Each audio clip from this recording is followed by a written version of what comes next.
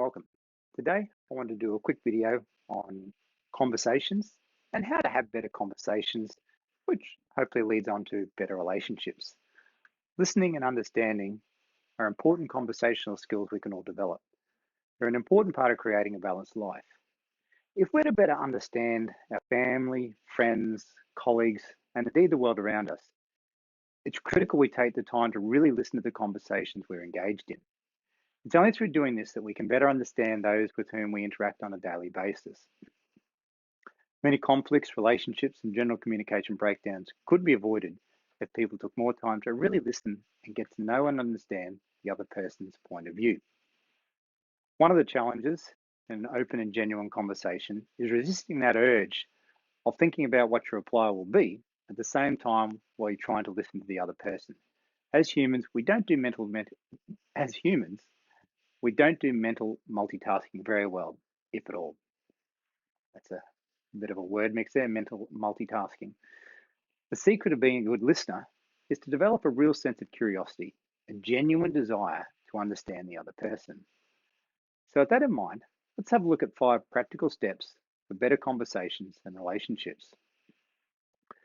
So, the first point goes without saying, attention and focus.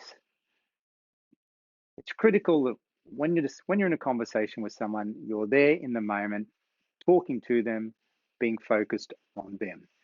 I'm sure we've all been there before. We're talking to someone and they're not focusing on us in the conversation. You know, their eyes might be looking over at shoulders, up at the sky, fidgeting a little bit, looking down, and it really makes for a difficult conversation. So from our perspective, if we're trying to create an environment for a good conversation, maintain that focus on the other person. The eye contact is a very important thing. Sometimes people aren't comfortable all the time with constant eye contact. It can get a little weird if you're staring like a stalker at them. So it's something to work on. But eye contact is an important thing that we need to maintain during our conversations. And the same with body language in general. Try and keep an open, friendly body language in your stance. We all know the classics, you cross your legs, you fold your arms like that. It creates this barrier. There's this sense of distrust that comes. If you're sitting there all closed up, you kind of give an indication that you don't trust the other person because you feel you've got to protect yourself from them. And so that makes a genuine conversation difficult. So try and keep the body language open.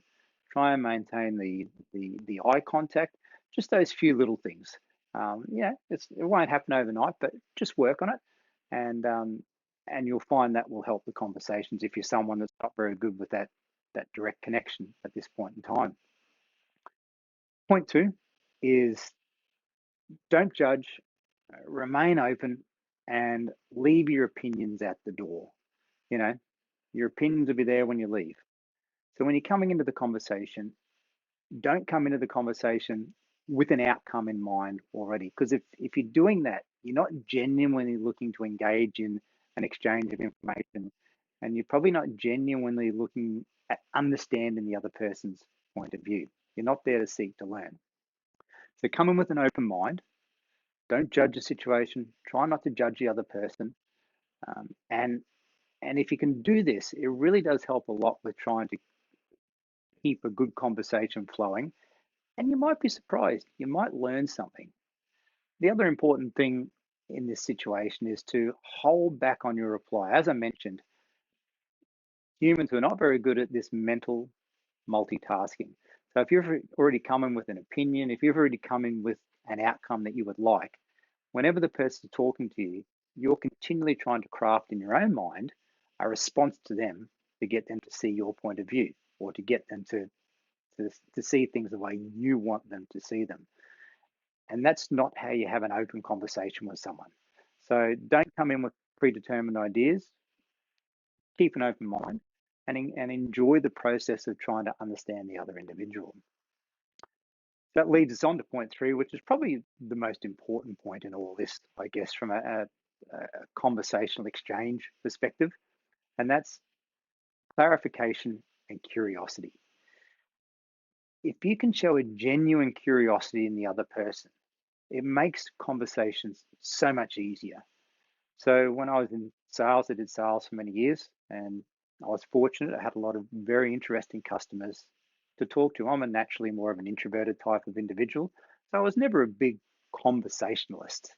So what I did, so I was never very good at like, you know, driving a conversation. But what I was good at was having an interest in the work they did and asking questions. So when I was sitting down to chat with them, even though it might have been a sales call about something completely unrelated, I would always ask them about their work, about what they're doing, what they were trying to achieve, where they'd like to see their work in 5 or 10 years' time, whatever it may be. And when you're talking to someone about what their passion is, what their interests are, they will carry the conversation for you 9 times out of 10. And you'll learn so much about them. You'll understand so much more about the individual. And it gives you it generates talking points along the way. So showing a genuine curiosity, asking clarifying questions, um, and it's a bit like, I guess, the old active listening technique, in a certain way where someone may say something to you and then you repeat it back to them and say, is this what you mean? Is this exactly what you're trying to express? It's a little bit like that. But, for me, a genuine curiosity in the other person makes a massive difference to the ability to where the conversation will go and the impact the conversation will have and the quality of the conversation. So yeah, clarification and curiosity. Ask the questions, be interested.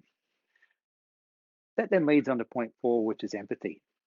In a conversation, once you start to understand the other person, once you get an idea of who they are, what they're about, what their point of view is, what their issues may be, etc., makes it much easier then for you to be able to empathize with the other individual. If you know nothing about another person, how can you have empathy with them? If you know nothing about their situation, their background, whatever it is that's going on, it's very hard to be empathetic. And the reason why you want to be empathetic with someone is if you try and put yourself in their shoes, it gives you, again, a much better understanding of where they're coming from, why they may be believing the things they believe, why they may be expressing the opinions that they're expressing. So there's empathy. Putting yourself in the other person's shoe is also a very powerful way of carrying a good conversation. It's important, though, not to sound fake. And this leads on from point 3, where it's a genuine interest, a genuine curiosity in the other person. And I would imagine if you want to have a conversation with someone, there is an interest in there. There's an interest there that you want to try and pursue. So be careful not to sound fake when you're talking, but when you're empathizing with them. Now, even down to the idea of, or to the, if someone's talking to you, but they might have had a difficult situation that they've come through. Well, a simple empathetic statement is, well, that must have been a tough situation for you. Just that in itself means that you've been listening, you've understood what they've said, and you've tried to put yourself in their situation, and you know that if you're in their situation, yeah, it would have been a tough situation. So you can do it without being fake, and it's important to not be fake because it's really easy to pick up on that. And then point 5, when it comes to your reply, when it comes to the when you're speaking, firstly, it's important to understand that people might not be looking for a solution. And this tends to apply to, certainly me, I'm guilty of this, being a more technically orientated individual. I've been fixing things my whole life. So when someone comes to me in conversation, if they're presenting me perhaps with a problem, my first instinct is I've got to provide a solution. That's not always the way it works. Someone might not want a solution from you. They may even know what they've got to do, or there may be not much that can be done. Sometimes it's just they want a sounding board. If you can be a sounding board for someone where they can be talking to you and throwing ideas off you, and you're acting as that sounding board, oftentimes they will come up with their own solutions. They're really just wanting a sounding board to think things through and sometimes see how it sounds out aloud. Your reply might just be further questions, clarifying further things. But when it does come to the point of, there's a few things in the reply to be cautious of. So many times I see in conversations where one person they'll say something about, might have been their weekend, it might have been their holiday, something like that. The other person immediately comes back with something that they did, maybe bigger, maybe better, whatever it is. But that's not really a conversation. That becomes, in those situations, kind of become tennis matches. Sure, share what you've done as well in your time, but first, before you do that, you know, work through the first few points where ask them about, if you're talking about the holidays, ask them about their holidays, what they did, what they enjoyed, where they went. You know, don't just, if someone says, oh yeah, we went camping last weekend, your reply shouldn't be, oh, that's great. Yeah, we went out, we went out in the boat last weekend and that was fantastic. It just becomes this tennis match. And if it gets to a point, in your discussions where there's always going to be difficult discussions, if you do need to take up an opposing view or argue against someone or be strong about a certain opinion, then fair enough. Do it with respect. Do it with an openness and an honesty, and talk to the issue at hand. Not attacking the person, not creating straw men and trying to knock them down, but deal with the issue at hand, as I said, with respect, with openness, and with honesty. So, look, in summary, by following some of the steps above, and they're by no means exhaustive, just a quick snapshot, but if you follow the steps above, not only will you improve your conversations and relationships, but you'll also earn the right to be listened to when the time comes for you to speak. And as humans, we all want to be listened to. So if we can do the right thing by someone else and listening to them, hopefully they'll return the favor to us. Look, thanks for listening. If you'd like to learn more, you can visit us at creatingabalancedlife.com.